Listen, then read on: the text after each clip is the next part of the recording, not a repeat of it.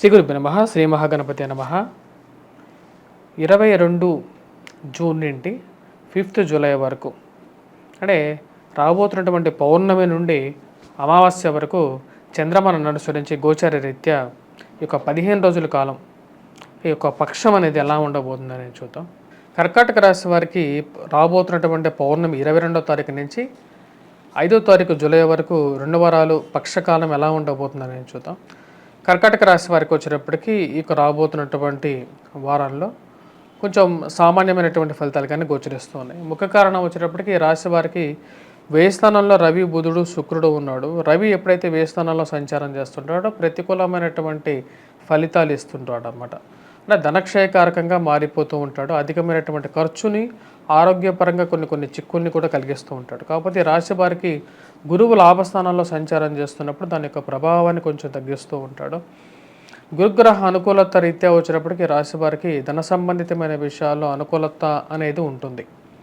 ఎందుకంటే గురుగ్రహ దృష్టి అనేది పంచమ దృష్టి అనేది ఉంటుంది. ఆ పంచమ దృష్టి రాశి వారికి ధనస్థానం మీద ఉంటుంది కాబట్టి ఇది వీరి రాశి వారికి కొంచెం అనుకూలత అనేది ఉంటుంది. ధైర్య సాహసాలతో వీరు చేసేటువంటి ప్రతి పనిలోనూ విజయాన్ని వీరు పొందడం అనేది జరుగుతుంది. లాభస్థానంలో మంచి మిత్రులు, స్నేహితులు ఏర్పడటం, అదేవిధంగా వీళ్ళు పెట్టినటువంటి మనీ అనేది కొంచెం బాగా పెరగటం, ఆ విషయం తెలిసి మానసిక ఆనందం కూడా కలుగుతూ ఉంటుంది అన్నమాట.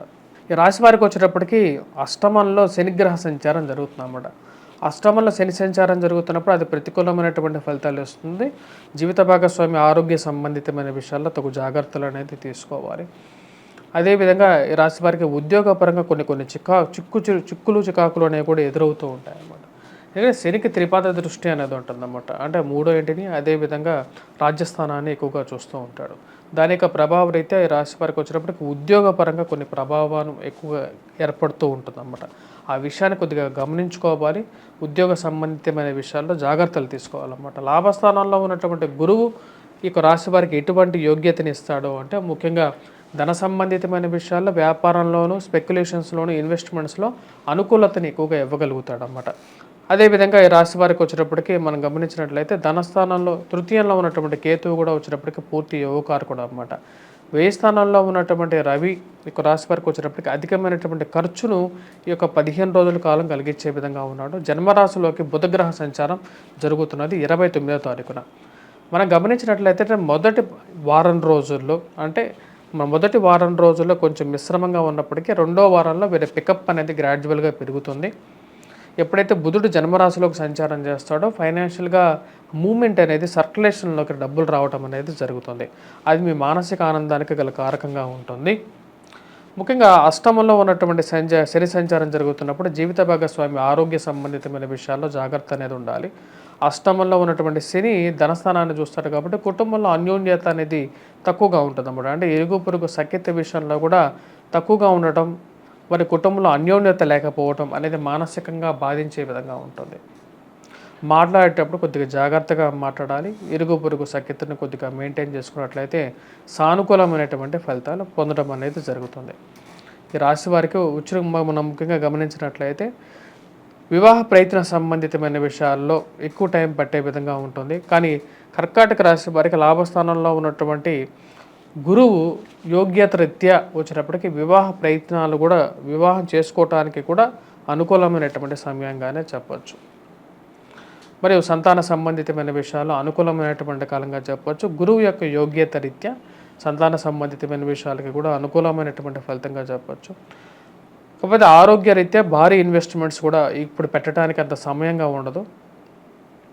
మొదటి వారం కన్నా రెండో వారంలో కొంచెం అనుకూలంగా ఉంటుంది. లక్ ఫ్యాక్టర్ అనేది బాగా కలిసి వచ్చే విధంగా కూడా సెకండ్ వీక్ అనేది బాగా కలిసి వచ్చే విధంగా ఉంటుంది. 29 నుంచి బాగా ప్రోగ్రెసివ్ మూమెంట్లో ఉండగలుగుతారు. విద్యార్థులకు అనుకూలమైనటువంటి కాలంగా చెప్పొచ్చు. విద్యా సంబంధితమైన విషయాలు సానుకూలమైనటువంటి ఫలితాలు అనేవి ఎక్కువగా పొందడం అనేది జరుగుతుంది. అంటే మీరు పెట్టే ఇన్వెస్ట్మెంట్ అనేది 1-2 రెట్లు పెరిగాయి. ఎప్పుడో ఇన్వెస్ట్మెంట్ చేసినటువంటి డబ్బులు కూడా కలిసి వస్తున్నాయి అనే విషయాన్ని మనం గమనించవచ్చు అన్నమాట. మరి అదేవిధంగా ఈ రాశి వారికి వచ్చేటప్పటికి శని యొక్క సంచార రీత్యా, శని అష్టమ రీత్యా, మరి శని యొక్క దృష్టి, త్రిపాద దృష్టిని ఇందాక చెప్పినట్లుగా అది వ్యాపారంలో కొన్ని అడ్డంకులు కూడా కలిగిస్తూ ఉంటుంది. కాబట్టి వెంకటేశ్వర స్వామి వ్రతం కూడా ఈ రాశి వారికి కలిసి వచ్చే విధంగా ఉంటుంది. వివాహ ప్రయత్న సంబంధితమైన విషయాల్లో ఒకటికి రెండు సార్లు ఆలోచించి అన్ని విధాలుగా సెట్ అయిన తర్వాత ముందుకు ప్రొసీడ్ అవ్వాల్సినటువంటి ముఖ్యమైనటువంటి సూచన. నూతన వ్యాపార ప్రయత్న సంబంధితమైన విషయాల్లో సానుకూలపడే విధంగా ఉంటుంది. రెండవ వారంలో కొత్త బిజినెస్ ఆరంభించాలని చెప్పి ఒక నిర్ణయం తీసుకుంటారు. దానికి తగినట్టుగా కూడా ముందుకి మార్గాలు అనేవి సుగమంగా కనపడుతూ ఉంటాయి. వివాహ జీవితంలో కొన్ని జాగ్రత్తలు అనేవి తీసుకోవాలి. సాఫీ ప్రశాంతమైనటువంటి జీవితాన్ని పొందాలి అంటే వివాహంలో సానుకూలమైనటువంటి నిర్ణయం పొందాలి అంటే అనుకూలమైనటువంటి గ్రహస్థితి ఉన్నప్పుడు అవన్నీ సాధ్యమవుతాయి అన్నమాట. మరి అదేవిధంగా ఈ రాశి వారిని మనం గమనించినట్లయితే రాజ్యస్థానంలో ఉన్నటువంటి కుజుడు మరియు కుజుడి మీద శని యొక్క దృష్టి మనం చూసినట్లయితే అది కొంచెం ప్రతిబంధకంగా మారే విధంగా ఉంది. అది ఉద్యోగపరంగా కొన్ని చికాకుల్ని కలిగించే విధంగా ఉంటుంది.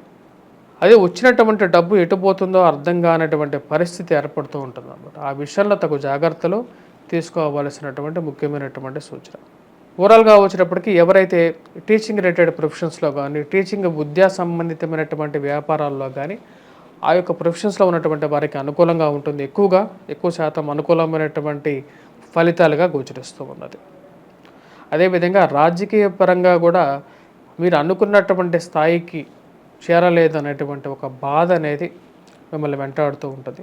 మానసిక స్థితి నుండి బయటికి రావడానికి ముఖ్య కారకంగా వచ్చేటప్పటికి శని యొక్క ప్రభావం అనేది ఎక్కువగా ఉండే విధంగా ఉంటుంది. గురువు అనుకూలమైనటువంటి స్థానంలో ఉన్నప్పటికీ కూడా ఈ పాపగ్రహమైనటువంటి శని అష్టమంలో ఉన్నప్పుడు దాని యొక్క ప్రభావం అనేది కొంచెం అప్పుడప్పుడు కనపడుతూ ఉంటుంది. వాటి నుంచి ఎలా బయటికి రావాలి, ఎటువంటి పరిహారాలు చేసుకోవాలి అనేది మనం చూద్దాం. ముఖ్యంగా వచ్చేటప్పటికి ఈ రాశి వారికి మనం గమనించినట్లయితే కుజుడు ఈ రాశి వారికి రాజ్యస్థానంలో పాపగ్రహంగా ఉన్నాడు.